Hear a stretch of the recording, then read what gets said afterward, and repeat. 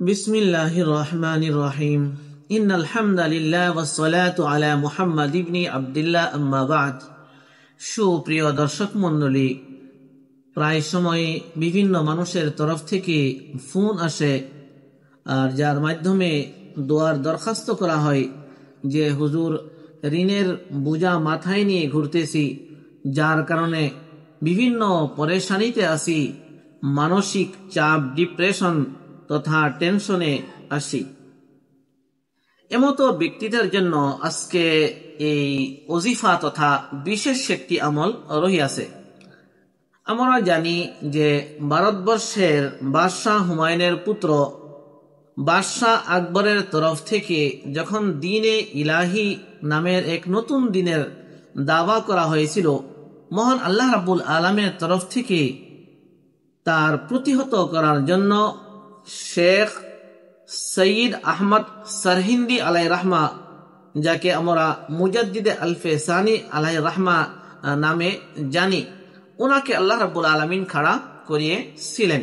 অত্যন্ত মুত্তাকি, পরহেজগার, নকশবন্দি সিলসিলার এক অন্যতম বুজুর্গ তথা ওলি ছিলেন। উনার তরফ থেকে ঋণ পরিশোধ করার জন্য বিশেষ একটি ওজিফা বর্ণিত রহিয়াছে।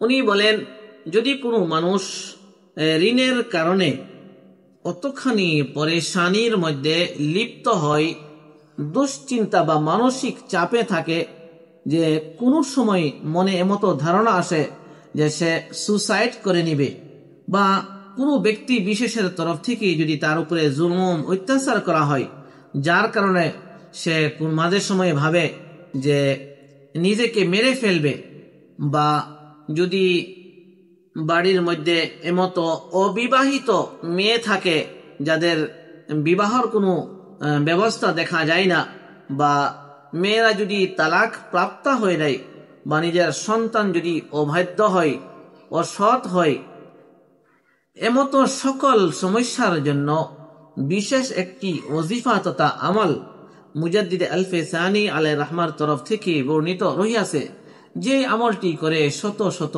মানুষ তাদের জীবনে ফায়দা হাসিল করেছে, উপকৃত হয়েছে।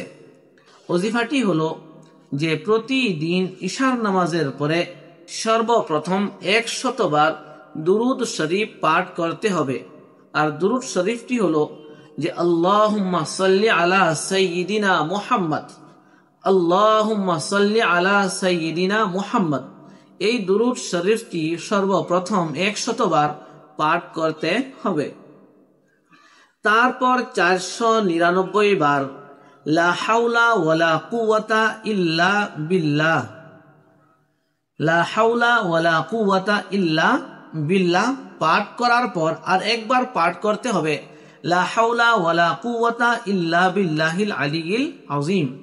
তারপর মহান আল্লাহ রাব্বুল আলামিনের নিকট ঋণ, অভাব, অনাটন বা যত ধরনের সমস্যা আছে, সমস্যার বিষয়ে অতি বিনয়ের সহিত দোয়া করতে হবে। অবশ্যই আল্লাহ রাব্বুল আলামিন 40 দিন অতিবাহিত হওয়ার পূর্বেই পূর্ণ বিশ্বাস এবং আশা করা যায় যে সেই ব্যক্তির জীবনের সকল সমস্যা দূর করে দিবেন। আর পাহাড় সমতুল্য যদি ঋণ থাকে, সেই ঋণকে পরিশোধ করার ব্যবস্থা করে দিবেন। আমাদের মনে রাখা দরকার, যখন কোনো বান্দার তরফ থেকে আল্লাহ রাব্বুল আলামিনের নিকট দোয়া করা হয়, হাদিসের মধ্যে আসিয়াছে ফুতিহাত লাহু আবওয়াবুর রাহমাতি, আল্লাহ রাব্বুল আলামিনের তরফ থেকে সেই বান্দার জন্য রহমতের দরওয়াজা খুলে দেওয়া হয়। বান্দার কোনো দোয়াই আল্লাহ রাব্বুল আলামিন ফেরত দেয় না। এমতো কিছু দোয়া আছে যেই দোয়ার প্রতিদান আল্লাহ রাব্বুল আলামিন অতি তাড়াতাড়ি করে দান করে দেয়, বা যদি তাড়াতাড়ি করে দান করা না হয়, সেই দোয়ার বদলা অবশ্যই আখিরাতের মধ্যে আল্লাহ রাব্বুল আলামিন দান করবেন।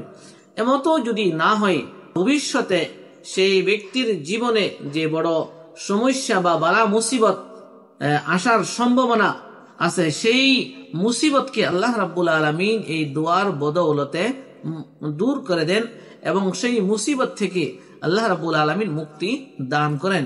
মনে রাখতে হবে, এমতো যত ধরনের আমল রহিয়াছে তার জন্য একটি শর্ত হলো যে প্রতিদিন নিয়মিতভাবে পূর্ণ বিশ্বাসের সহিত আমল করতে হবে। আল্লাহ রাব্বুল আলামিন আমাদের সকলকে পূর্ণ বিশ্বাসের সহিত এই আমলটি করার তৌফিক দান করুন, আমিন।